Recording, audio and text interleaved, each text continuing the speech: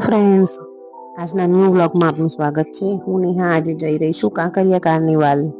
Hello, તો હું જઈ રહી છું આજે મારી બેનપણી વગર કાંકરિયા કાર્નિવલમાં, કેમ કે મારી બેનપણીને ઊંઘ આવે છે, ઘડીક પપ્પા આવી જાય છે. તો આ વખતે કોર્પોરેશનની સારી કામગીરીના પગલે અહીંયા કોઈ બહાર નાસ્તાવાળા કે કંઈ વેચવાવાળા નથી ઊભા. એના કારણે ટ્રાફિક ઘણો ઓછો છે. Let's see.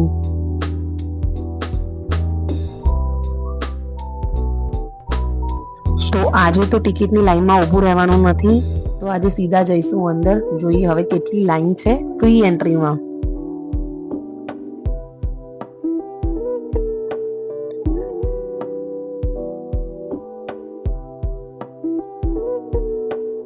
અંદર આવી ગયા છીએ.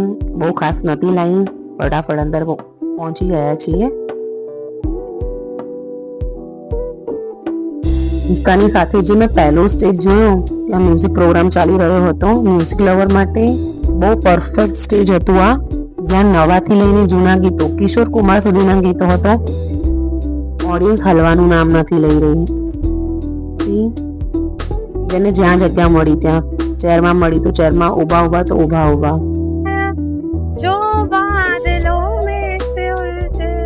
ત્યાંથી આગળ જતા રાઇડ્સ વાળી જગ્યાએ પહોંચી ગયા છીએ. રાઇડ્સ તો ઓલમોસ્ટ બધી જગ્યાએ ફૂલ હતી. તો જોઈએ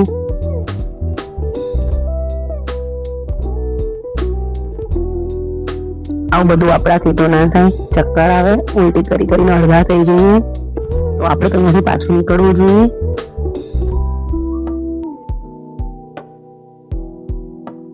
કિડ્સની બી રાઈડ વાળી જગ્યા ફૂલ હતી. ત્યાં પણ નાનું એવું છોકરાઓ માટે છે, વધારે તો નથી પણ ઘણું સારું છે.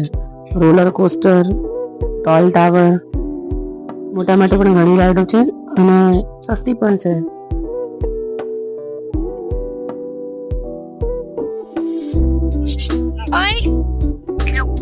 એ બાબુ,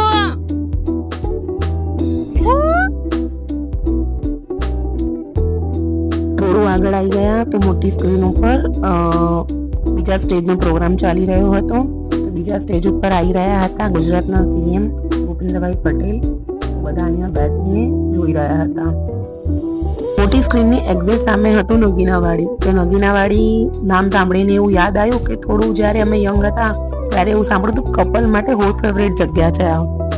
તો ત્યાં નીચે ગયા, નાસ્તો વાસ્તો કર્યો, પાછા રિટર્ન નીકળી ગયા. હવે થયું બહુ પગ દુખ્યા છે, હા આવી કોઈ બાબા ગાડી આપી દે તો સારું.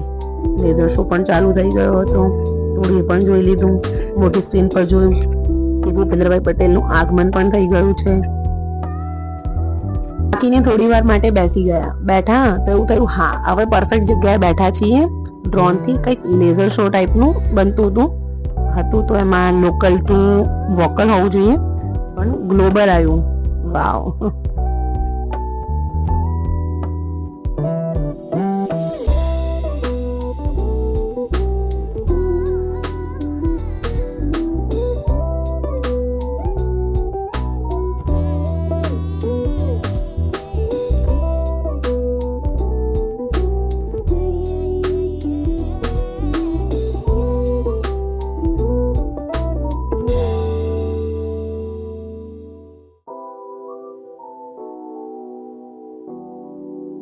વાળો લેઝર શો ડ્રોનથી જોઈ લીધો. એના પછી હવે નીકળી ગઈ છું માછલીઘર જોવા માટે.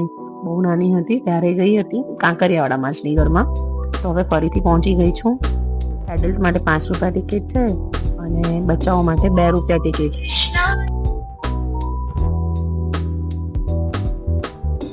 માછલી તો બહુ સારી હતી પણ 5 રૂપિયામાં એટલું જ હોય. તો નીકળી ગયા છીએ ત્યાંથી. હવે જઈશું પાછા ફર્સ્ટ સ્ટેજ પાસે જ, જે મ્યુઝિક શો ચાલુ હતો તો ત્યાં જઈએ.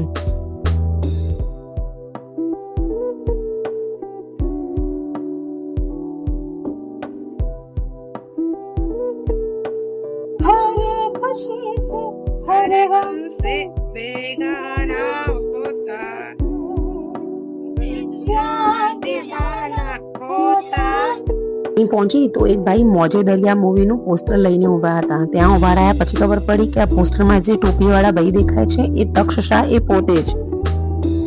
બહાર નીકળવા માટે જ્યારે એક્ઝિટ વાળા ગેટ પર પહોંચ્યા તો ત્યાં જોયું કે એન્ટ્રી ગેટ બંધ કરી દીધો હતો. તો પબ્લિક એક્ઝિટના ગેટથી અંદર એન્ટ્રી લઈ રહી હતી. એમાં વધારે ટ્રાફિક થઈ ગયો. બહાર નીકળ્યા પછી પોલીસ વાળાએ બીજા લોકોને બહાર કાઢ્યા. હવે ફાઇનલી પાર્કિંગમાંથી નીકળી જઈશું. જમવાનું બાકી રહી ગયું છે તો જમી લઈએ, પછી ઘર ભેગા થઈએ. મારું એક ફેવરેટ પ્લેસ છે જોનીદા ઢાબા. ત્યાંના આલુ પરાઠા મને બહુ જ ભાવે છે. તો હવે ત્યાં ખાઈ લઈશ અને પછી ઘર ભેગા થઈશ. ફાઇનલી હવે મારો આલુ પરાઠો આવી ગયો છે, ખાઈ લઉં. આવતા ટાઈમે તો હિરોઈન બની નહીં ગઈ હતી, આવતા ટાઈમે હસીના પાર્કર બની ગઈ. ફાઇનલી ઘરે આવી ગઈ છું. મળીએ નવા બ્લોગમાં. Thanks for watching. Follow me for more. Please like and subscribe.